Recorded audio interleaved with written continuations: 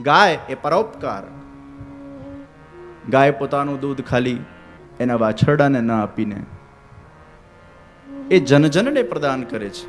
એટલે જ ગાવઃ વિશ્વસ્ય માતરઃ, એ વિશ્વની માતા છે. એનું દૂધ એ ખાલી હિન્દુઓને જ જાય કે વૈષ્ણવોને જ જાય એવું નથી હોતું. એટલે જ ગાય બિન સાંપ્રદાયિક છે. એનું દૂધ એ પ્રત્યેક ધર્મના લોકોને જાય છે, પ્રત્યેક માનવના લોકોને જાય છે. એટલે જે વિશ્વની માતા છે, જે આપનાર લોકો છે ભગવાનને બહુ પ્રિય છે. લેવામાં સંકુચિતતા છે, આપવામાં ઉદારતા છે.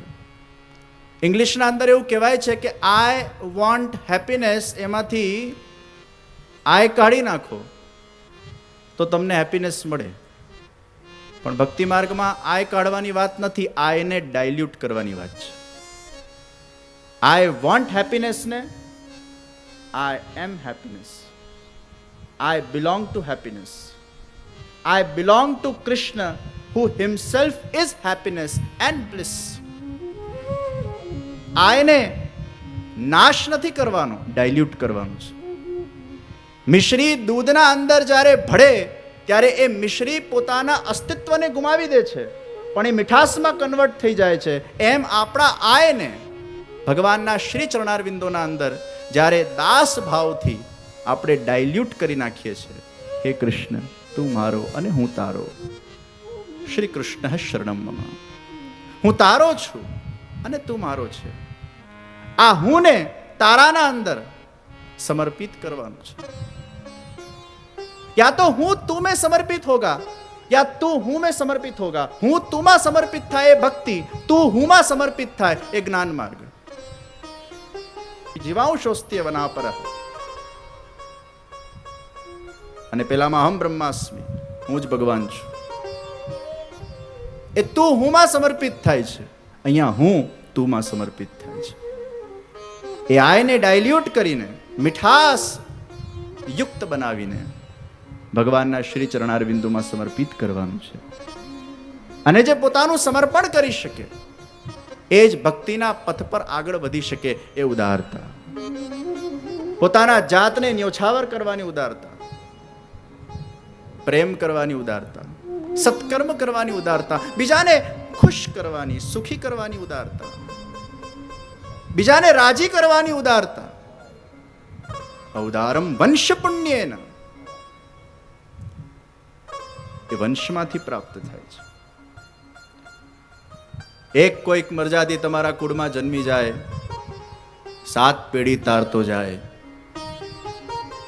વિચાર કરો, જગતગુરુ શ્રી વલ્લભાચાર્યજી મહાપ્રભુજીના કુળમાં એ સૌભાગ્યથી અમારું જન્મ થયું તો એ કેટલો મોટો વંશનો વારસો પ્રદાન થયો છે. મને યાદ છે મારી કે જે મારા પિતા એ મરજાદી છે, દિવસ રાત ઠાકોરજીની સેવા સ્મરણ સત્સંગમાં વ્યસ્ત રહેતા. અને ઘણા બધા લોકોના ત્યાં મારી પધરામણીઓ થઈ. અને આપણા સુરતગર પ્રણાલિકા અનુસાર બહુ સુંદર એ લોકો સેવામાં રતપ્રત છે. હરિરાયજીએ કેટલી સુંદર વાત કરી. હો વારી ઇન વલ્લભિયન પર અપને તન કો કરો બિછોના, શીશ ધરો ઇનકે ચરણન. એ દાસ ભાવ એમના રોમ રોમમાં પ્રગટે છે. કેટલી સહજતા, સરળતા, દીનતા. એ આય ડાયલ્યુટ થઈ ગયો છે દાસ ભાવમાં. એમની વાણીમાં વિનમ્રતા, એમની વાણીમાં વિવેક, એક એવી મીઠાસ, જરાય લેવાની વૃત્તિની ભારોભાર આપવાની વૃત્તિ, તત્સુખનો વિચાર. અને એટલે આપણા ઠાકોરજીની સેવામાં પણ આપવાનો ભાવ છે, ક્યાંય લેવાનો ભાવ નથી. તત્સુખ ઠાકોરજીના સુખાર્તે. પ્રભુ કે સુખ में हम सुखी बने, પ્રભુ કો શ્રમ ન પડે. આ એક કેર છે. પ્રેમમાં પરસ્પર એકબીજાના સુખનો વિચાર છે. અને જ્યાં પ્રેમ હોય ત્યાં બીજાના સુખનો વિચાર એ સહજ આવી જ જાય. સ્વાર્થ હોય ત્યાં પોતાના સુખનો વિચાર આવે. પ્રેમમાં તો પરમાર્થ છે. અને એ જે આખી પુષ્ટિ માર્ગની સાધન પ્રણાલિકા જે વલ્લભાધીશ મહાપ્રભુજીએ બતાડી, અને એ પ્રમાણે અગર કોઈ વ્યક્તિ પોતાના ઘરે એ ઠાકોરજીની એ રીતની સેવા અગર કરે, નિશ્ચિત ભગવાન કૃપા કરે ત્યારે સાધન આપે. ઘણીવાર સાધન વડે ભગવાન પોતાની કૃપાથી પ્રાપ્ત થાય. અને ઘણીવાર સાધન વગર પણ ભગવાન એને ફળ આપી દે છે. સેવા પ્લસ કથા યા ઓનલી કથા. સેવાના સાથે કથા, સેવાના સાથે કીર્તન, સેવાના સાથે સ્મરણ, કથાના સાથે કીર્તન, કથાના સાથે સ્મરણ. વાર્તા પ્રસંગોમાં અમુક જીવોનો ઉદ્ધાર સેવા કથા બંનેના માધ્યમથી થયો છે. અમુક જીવોનો ઉદ્ધાર કેવલ કથાના માધ્યમથી પણ થયો છે. પુરુષોત્તમ દાસજી શેઠ, પદ્મનાભ દાસજી ઇત્યાદિ સેવાના માધ્યમથી ભગવાને કૃપા કરીને એમને એ તનુજા વિતજા સેવાનું સાધન આપ્યું. પૂર્ણમલ ક્ષત્રિય, એના માધ્યમથી એમને માનસી સિદ્ધ થઈ, ગજ્જન ધાવન. પણ દિનકર દાસ જેવાને કેવલ કથાના માધ્યમથી ભગવાને એ માનસી સિદ્ધ કરાવી. કનૈયાલાલ શાલને ભગવાને કેવલ કથાના માધ્યમથી માનસી સિદ્ધ કરાવી. અચ્યુત દાસજીને ભગવાન ની કૃપાથી શ્રી વલ્લભાધીશ મહાપ્રભુજીએ કેવલ માત્ર પોતાનું ચરણામૃત આપ્યું. ન તનુજા સેવા ન વિત્તજા સેવા, એમને સીધી मानसी આપી. तो कभी साधन के माध्यम से भगवान ने फल दिया है अपनी कृपा से, कभी बिना साधन वो अपनी अहेतु की दिव्य कृपा के माध्यम से भगवान ने साक्षात मानसी का फल दे दिया. દિનકર દાસજીનો નિત્યલીલા પ્રસંગ આપણે જોઈએ. એમનું નિત્યલીલામાં નામ શું હતું? મન આતુરી. એ મન આતુરી સખી હતી અને એના મનમાં હંમેશા આતુરતા રહેતી. સ્વામીજી પાસે પ્રસંગ સાંભળે શ્યામ સુંદરના, અને શ્યામ સુંદર પાસે પ્રસંગ સાંભળે સ્વામીજીના. અહીંયાથી પ્રસંગ સાંભળીને અહીંયા કે, અને અહીંયાથી પ્રસંગ સાંભળીને અહીંયા કે. અને એ શ્યામ સુંદરના એ પ્રસંગોને સાંભળતા સાંભળતા એવી એમાં રુચિ થઈ ભગવદ વાર્તામાં, ભૂતલ પર આવીને એ દિનકર દાસમાં કથા માટેની એ રુચિ ઇનબિલ્ટ હતી. સેવા નથી કરી, પણ કથાના માધ્યમથી એમને માનસી સિદ્ધ થઈ. નિત્ય લીલાના એ સંસ્કાર હતા. तो कभी साधन से भगवान कृपा करते हैं. पहले तो कृपा से ही साधन मिलता है, कभी साधन बिना भी डायरेक्ट कृपा कर देते हैं. એ બે ટાઈમની સેવા,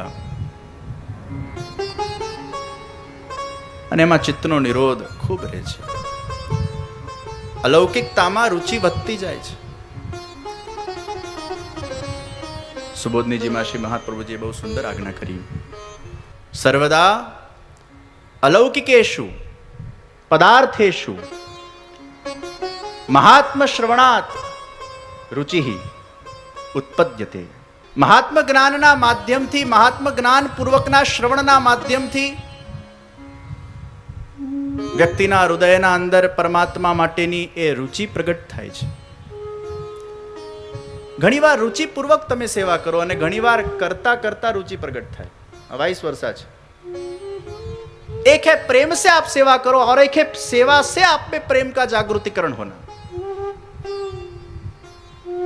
આ પેલા લવ મેરેજ ને અરેન્જ મેરેજ જેવું નથી હોતું. પેલા પ્રેમ થાય ને પછી લગ્ન થાય ને પેલા લગ્ન થાય ને પછી પ્રેમ થાય. તો ઘણામાં પહેલાથી જ રુચિ હોય છે ઠાકોરજીની સેવામાં, ઠાકોરજીની કથામાં પહેલાથી જ પ્રેમ થયેલો હોય છે. એટલે જ ગોપી ગીત એ પ્રેમથી ગવાયેલું ગીત છે, પ્રેમ માટે ગવાયેલું ગીત નથી. એ ફલ છે, એ ફલાત્મિકા સેવા છે તમારી. સાધનમાંથી ફલ માનસી મળે, પણ તમારામાં પહેલાથી જ અગર પ્રભુ માટેનો પ્રેમ છે અને એ પ્રેમપૂર્વક જ્યારે તમે સાધન કરો છો ત્યારે સાધન તમારું એ ફલાત્મિકા બની જાય છે. પ્રેમપૂર્વક કી ઠાકોરજીની વિશેષ કૃપાથી આ રીતે જીવનના અંદર ભગવત સેવાના, ભગવત કથાના એ દિવ્ય અવસર આપણને પ્રાપ્ત થતા હોય છે. તો ઘણીવાર પ્રેમથી સાધન, ઘણીવાર સાધનથી પ્રેમ, આ વાઇસ વર્ષા ચાલતું હોય છે.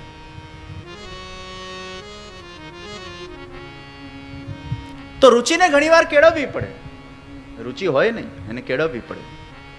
પ્રિયજનો, દરેક સારી વસ્તુમાં રુચિ હોવી જ જોઈએ, ન હોય તો કેળવવી જોઈએ. ખરાબ વિષયમાં અગર તમારી રુચિ છે તો એ રુચિને એમાંથી क्षीण કરવા માટે પણ તમારે પુરુષાર્થ કરવો પડશે. पुरुषार्थ करना हमारा धर्म है, कृपा करना भगवान का धर्म है. साधन हम करते जाए, कृपा वो करे. कब करेंगे हमें पता नहीं है, और आपकी पात्रता के आधार के ऊपर भगवान आपको क्या फल देना चाहते हैं वो भी आपको पता नहीं है. लेकिन आपकी जो पात्रता जहां रही हुई है आपके अंदर, भगवान उस प्रकार के साधन आपके द्वारा करवा कर उसी प्रकार का फल आपको प्रदान करेंगे. જે બીજમાંથી કલી પ્રગટ થવાની હશે તો કલી જ પ્રગટ થશે. જે બીજમાંથી વૃક્ષ પ્રગટ થવાનું હશે તો વૃક્ષ જ પ્રગટ થશે. જે બીજમાંથી ફલ પ્રગટ થવાની સંભાવના હશે તો ફલ પ્રગટ થશે. અમુક કળી સુધી પહોંચે, અમુક વૃક્ષ સુધી પહોંચે, અમુક ફલ સુધી પહોંચે. જેવી તમારી પાત્રતા હશે તે પ્રમાણે ભગવાન તમને એ પ્રકારનું ફલ પ્રદાન કરશે. તો ઘણીવાર રુચિથી સાધન અને ઘણીવાર સાધનથી રુચિ.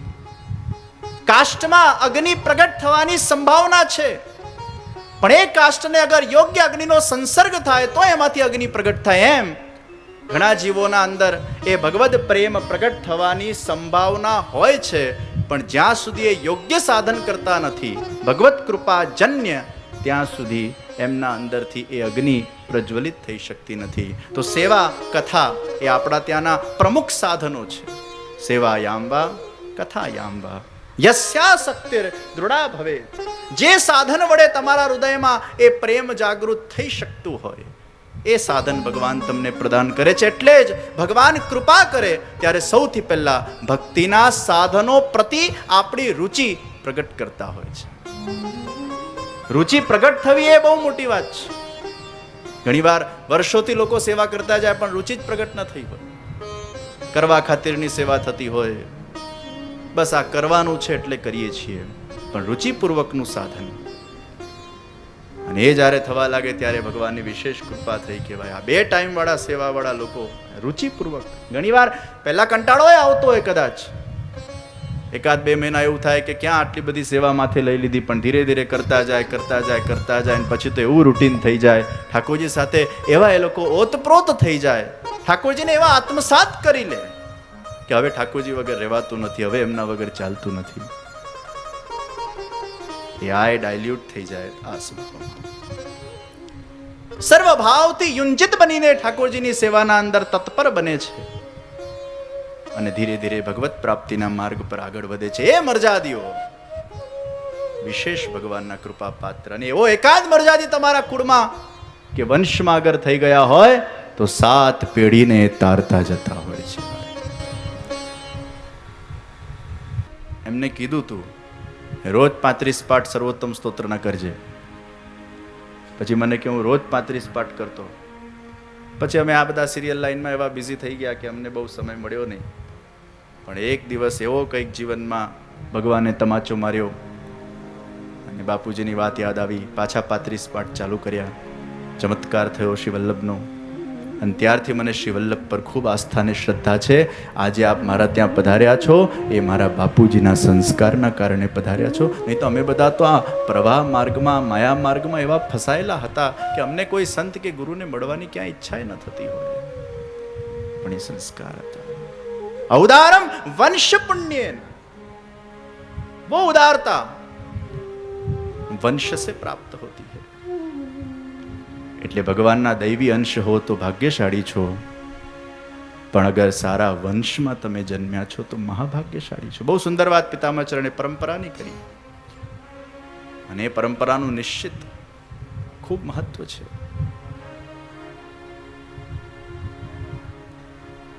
આત્મપુણ્ય અને ભાગ્યવાન વ્યક્તિ પોતાના સત્કર્મોથી, પણ એ સત્કર્મોની પ્રેરણા એને સંસ્કારથી મળે છે. આ વિચાર ક્યાંથી આવે છે? સંસ્કારથી વિચાર આવે, દૃશ્યથી વિચાર આવે, સંગથી વિચાર આવે, ગ્રંથથી વિચાર આવે. આપણામાં વિચાર અલગ અલગ જગ્યાથી પ્રગટ થતા હોય છે. સાંભળીને વિચાર આવે. તમે જે જોયું, તમે જે સાંભળ્યું, તમે જે કર્યું, તમને જેવા સંસ્કાર મળ્યા, તમને જેવો સંગ મળ્યો, એના આધાર પર તમારામાં વિચાર એ પ્રગટ થતો હોય છે. અને એટલે જ કહેવામાં આવ્યું કે નિત્ય સત્સંગ કરવું, નિત્ય સત્કર્મ કરવા, નિત્ય શુભત્વ તરફ દૃષ્ટિ રાખવી, સારી વસ્તુ જોવી, સારી વસ્તુ સાંભળવી, સારી વસ્તુ કરવી. ધીરે ધીરે કરતા કરતા તમારું મન સાત્વિક બનતું જાય. એ વંશનું ઔદાર્ય જ્યારે તમારામાં આવે ત્યારે તમારા દ્વારા અનેક પ્રકારના શુભ વિચારો આવે, એ સાત્વિકતા આવે, એના પરિણામ સ્વરૂપે સત્કર્મો થાય, ભગવાનની ભક્તિ થાય. આત્મ પુણ્યેન ભાગ્યવાન. આપણે બધા પણ સૌભાગ્યશાળી છીએ કે વલ્લભાચાર્યજી મહાપ્રભુજીના એ પરમ શ્રેષ્ઠ પુષ્ટિ માર્ગના અંદર અમે વલ્લભકુલ સ્વરૂપે ને આપ સર્વ વૈષ્ણવ સ્વરૂપે એ જન્મ પ્રાપ્ત થયું છે. અને આ વિશ્વના અંદર ભગવાનની નિષ્કામ ભક્તિ કરવાનો શ્રેષ્ઠ સંપ્રદાય એ પુષ્ટિ માર્ગ છે, એ કૃપાનો માર્ગ છે કે જે ભગવાનની કૃપા વડે સર્વ દોષોનો નાશ થાય, અપરાધોનો નાશ થાય અને એ વ્યક્તિ પવિત્ર બનીને ભગવાનના શ્રી ચરણારવિંદની એ નિષ્કામ ભક્તિ કરીને પુષ્ટિ માર્ગનો પથિક બનીને પથ પર આગળ વધતા વધતા એ પરમેશ્વરને પામી શકે એવો સુંદર સરળ માર્ગ એ વલ્લભાધીશ મહાપ્રભુજી આપણા બધા માટે પ્રશસ્ત કર્યો. અને એમાં આપણે ક્યાંક ને ક્યાંક એ શ્રી વલ્લભને વિઠ્ઠલ સાથે સંકળાયેલા છીએ, એ આપણું પરમ ભાગ્ય.